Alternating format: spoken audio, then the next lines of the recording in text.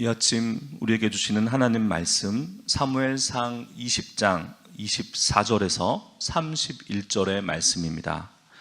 사무엘상 20장 24절에서 31절의 말씀, 우리 계신 곳에서 함께 읽도록 하겠습니다.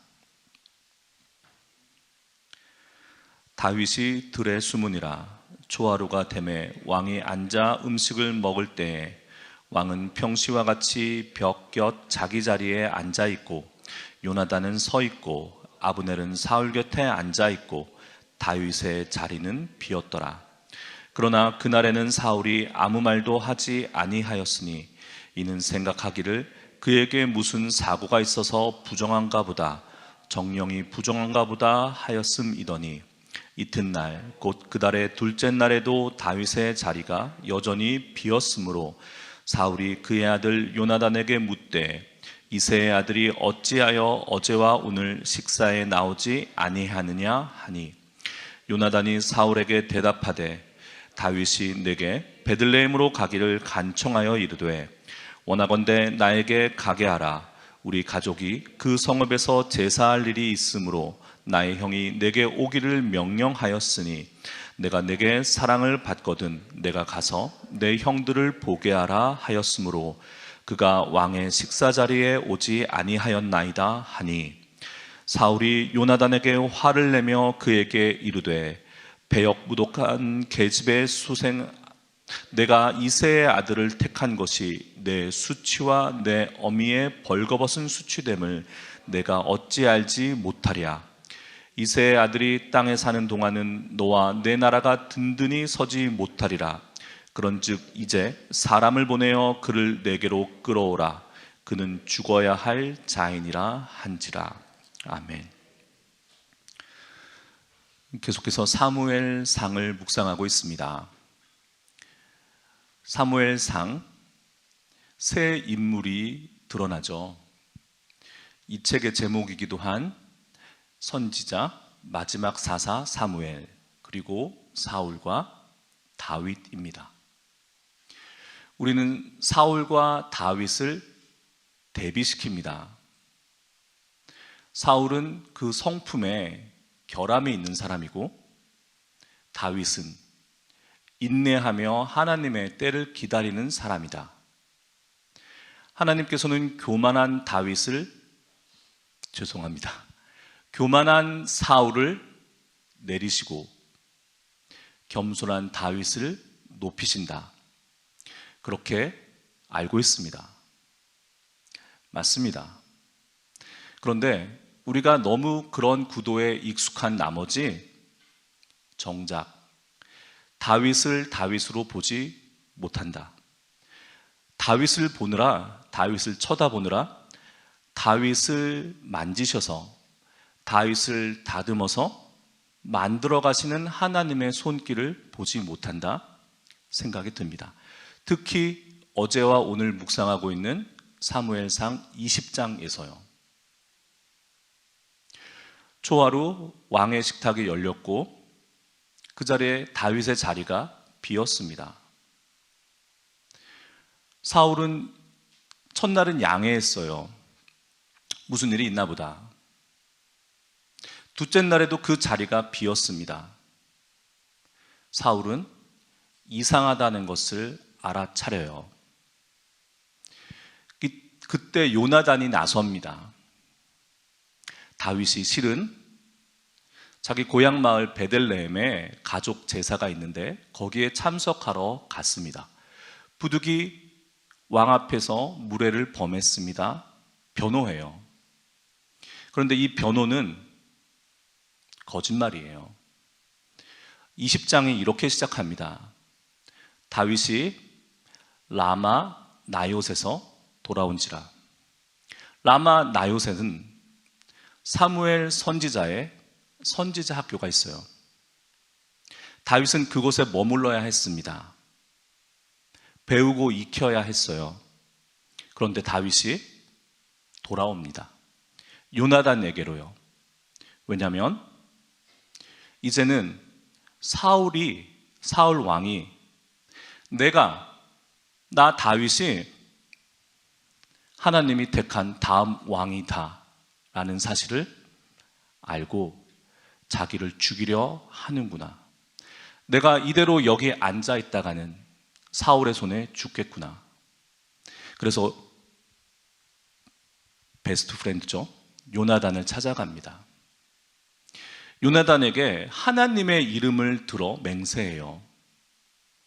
그런데 그 맹세를 가만 들어보면 하나님은 거들 뿐 나는 나에게 나로 점철되어 있어요. 살기 위해서지만 요나단에게 거짓말을 시킵니다. 네가 네 아버지 사울에게 가서 내가 이러이러한 사정으로 초하루 왕의 식탁에 참여하지 못한다고 말해달라. 왜냐하면 네 아버지가 나를 죽이려고 해. 요나단이 그럴 리가 없다. 내가 내 아버지의 뜻을 살피겠다. 다윗은 이미 자기의 운명은 사울의 손에 달려있다 생각한 거예요. 나 베들레헴에 간다고 말해줘 라고 해놓고선 오늘 본문이 어떻게 시작합니까? 24절, 다윗이 들에 숨으니라. 그는 베들레헴에 가지 않았어요.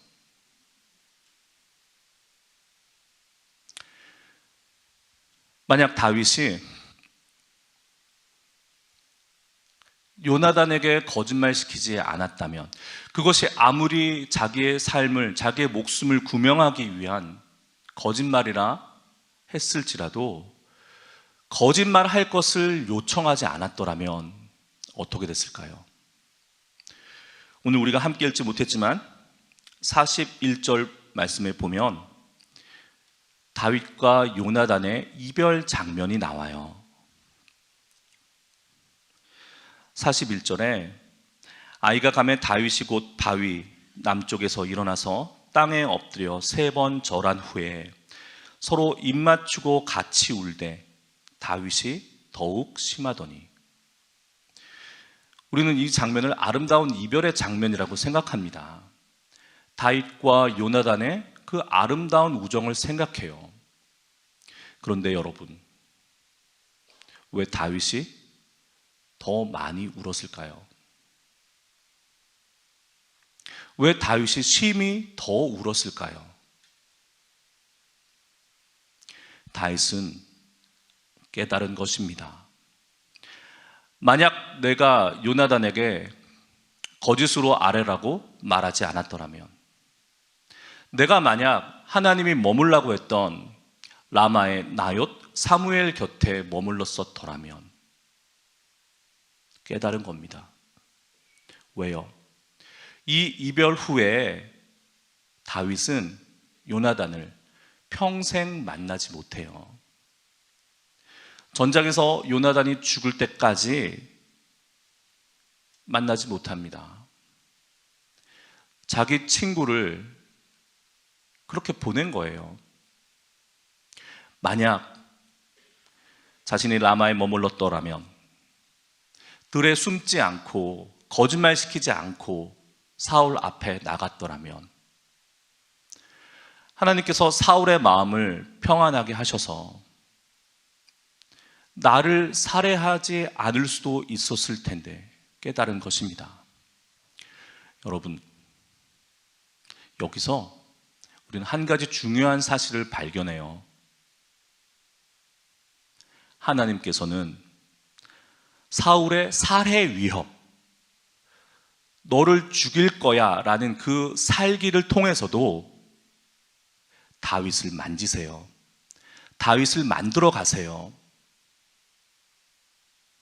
만약 다윗이 평안했다면, 평안하게 왕위를 이어받았으면 어떻겠습니까? 다윗이 다윗 될 수 없었습니다. 거짓말하지 않는다는 것이 단순히 도덕률, 도덕적 인간, 좋은 사람이 되어간다는 뜻이 아니에요. 하나님은 그것이 선의의 거짓말이라고 할지라도, 이른바 화이트 라이라고 할지라도 그 어떠한 거짓도 원하지 않으세요. 오늘 우리가 얼마나 많은 사람들을 만나고 얼마나 많은 말을 하게 될까요? 그 말들 가운데 비록 선이지만 얼마나 거짓된 말들을 많이 하게 될까요? 관계를 위해서, 거래의 성사를 위해서, 아니면 습관적으로. 여러분, 다윗을 만지신, 다윗이 요나단보다 심히 더 울더라. 그 깨달음이, 그 울음이 우리 삶에 있기를 원합니다.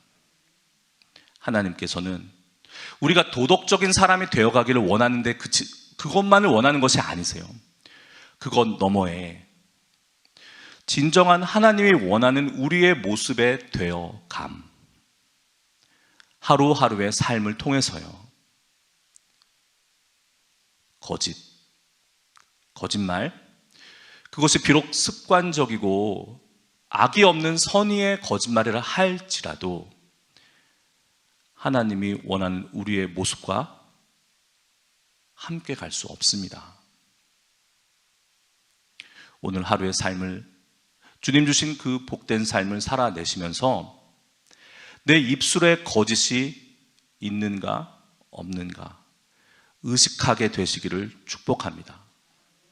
그 습관을 하나님의 도우심으로 고치시기를 축복해요. 우리는 하나님의 손에 붙들려서 하나님이 원하는 모습으로 원하는 데까지 나아가는 성도들이에요. 다윗도 그의 삶 속에 거짓을 털어내고 하나님 앞에 온전한 사람이 되어갔습니다. 우리도 다윗과 같이 삶의 모든 순간에서 내 삶이, 내 생각이, 내 입술의 말이 하나님 앞에 온전하게 되기를 소망하셔야 돼요. 의식하셔야 됩니다. 오늘 한날의 삶이 그런 삶 되기를 축복합니다. 기도하십니다. 거룩하신 하나님, 하나님 앞에서와 하나님 사랑하시는 사람들 앞에서 우리의 생각이, 우리 입술의 말이 진실해지기를 원합니다. 때로는 미처 생각지도 못하고 때로는 어쩔 수 없어서 해야만 했던 선의의 거짓말조차도 우리 믿는 이들의 삶 속에서, 입술에서 제하여 주옵소서. 오늘 하루 주님께서 주신 온전한 날, 거짓 없는 진실된 삶으로 채우길 원합니다. 주님 인도하여 주옵소서. 우리 주 예수 그리스도의 이름으로 기도합니다. 아멘.